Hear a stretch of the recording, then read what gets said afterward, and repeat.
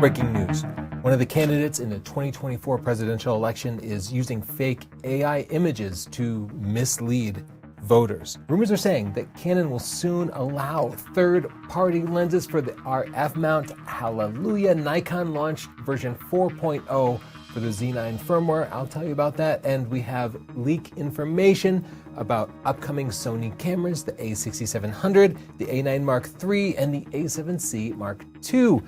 Before I get started, I want to thank our sponsor, Squarespace. Squarespace makes incredible websites. Literally, just go to squarespace.com/Tony, pick one of their beautiful templates, modify it to match your branding, and then upload your pictures, upload your video, or whatever information about any type of business that you might have. In just a few minutes, you can have a gorgeous, professional, reliable website.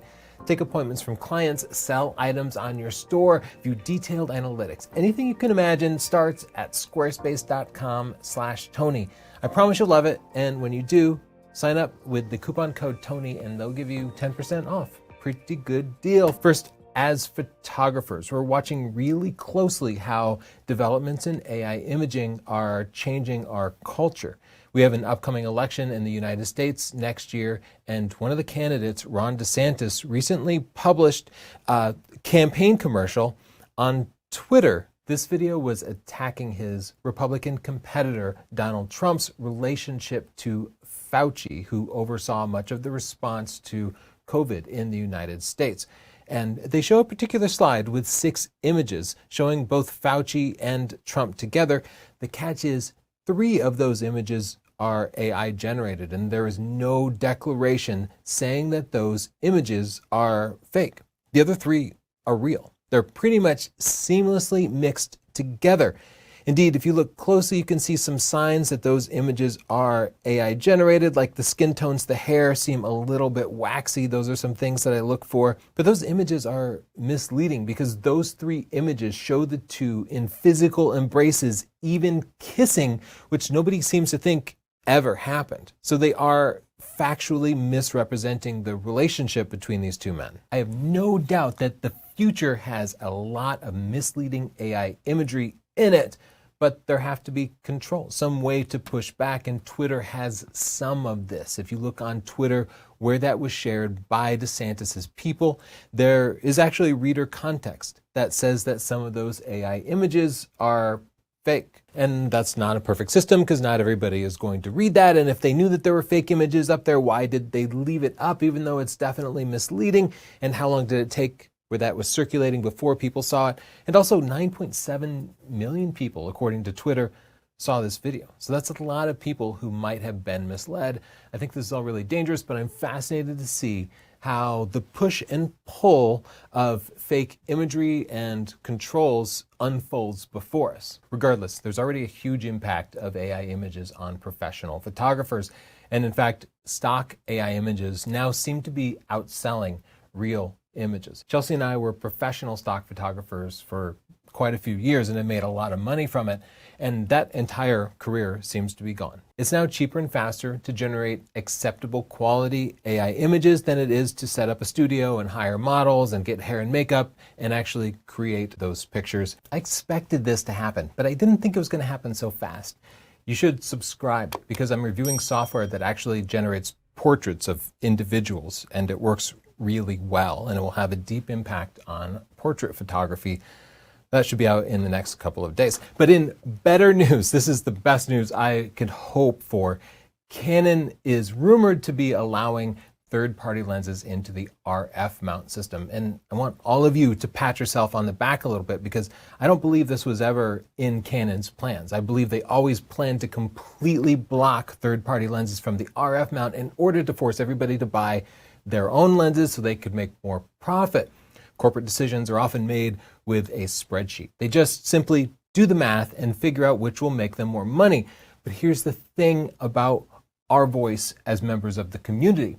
When you all spoke up and you said, well, I'm not going to choose Canon if I can't choose third-party lenses.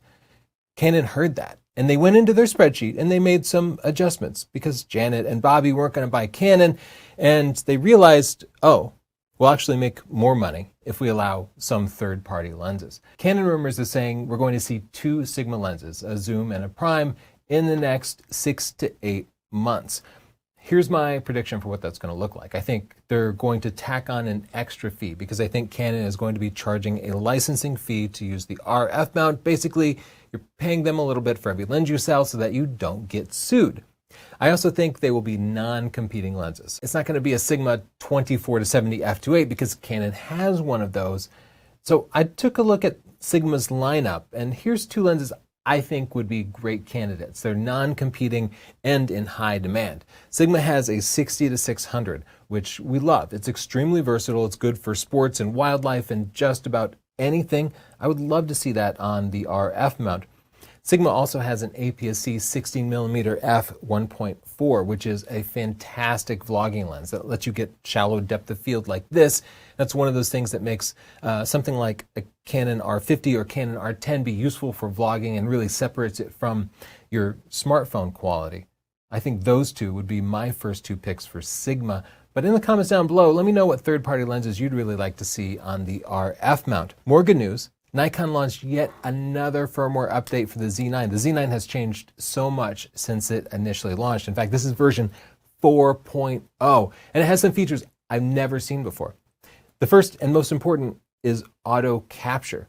It uses the Z9's built-in subject recognition for things like cars, people, animals, and you can set your camera up on a tripod, and when it sees a subject, it will snap pictures or start recording video. Thank you, Nikon. I love this innovation. I love that you are not holding back features. Other interesting but more minor features are a variety of different shutter sounds. So you can make your Z9 beep or make it sound like a rangefinder or an old school SLR camera. There's also improved 3D tracking. Nikon continues to refine tracking of small subjects that aren't necessarily recognized as a subject. This is something we've repeatedly brought up as wildlife photographers. You often need to start tracking a bird when it's far away so that you can continue to track it as it comes closer and get that shot.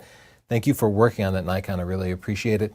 Also, they've extended N-Log, which is their sort of high dynamic range video format so that you can use lower ISOs. Basically, you're sacrificing some of the high-end dynamic range for the low-end shadowy dynamic range, but it means you can now use N-Log in like sunlight conditions without having to use an ND filter. That's something I'd like to see from the other manufacturers too. Finally, from Sony alpha rumors, we have 3 new cameras coming. On July 12th, they're saying we're going to see a Sony a6700. This should be Sony's high-end APS-C camera. I expect it to be a sports and wildlife-centric camera, probably with the new menu system that we've seen on cameras like the a7 IV. I'm excited to test it. Subscribe to see a review if that's real and it comes out. Later in the year, we should see 3 new lenses. I'm hoping at least one of them is an 85 f1.2.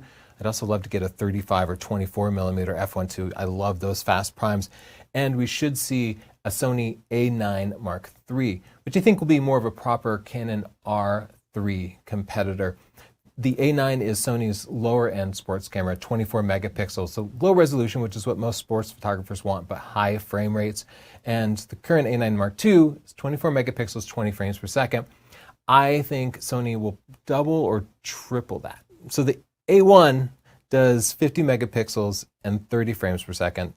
Using the same data throughput, we could have the A9 Mark III doing 60 frames per second at 24 megapixels. And I bet that's going to be exactly the right number. I'm excited to try it out. Sony Alpha Rumors is also saying we'll see a sequel to the a7C, which is Sony's cute and compact, retro, stylish, rangefinder styled camera with the viewfinder in the upper left, but full frame. The original a7C was a little bit outdated because it was based on the old a7 III camera body, but I expect this to be based on the a7 IV, which is an astounding, great general purpose body. Can't wait to review that. Thanks for watching the news, and thank you to our sponsor, Squarespace, who makes this possible. Squarespace is your one-stop shop for web presences. Do not start on social media. Start by creating your own corner of the web where you control everything, where competitors can't take out ads on your space. Go to squarespace.com/Tony. You can get your own custom domain name, like I have northropphotography.com. And that's where I send people instead of to Instagram or Facebook, because it's there where I control the layout. There are big, beautiful images where I can take deposits and appointments from clients. I can directly sell prints. It is so much more powerful than social media when you own your own little corner of the web. You can try it out for free at that link, and then when you love it, the coupon code Tony will get you 10% off. Thanks for making the news possible, Squarespace. Bye.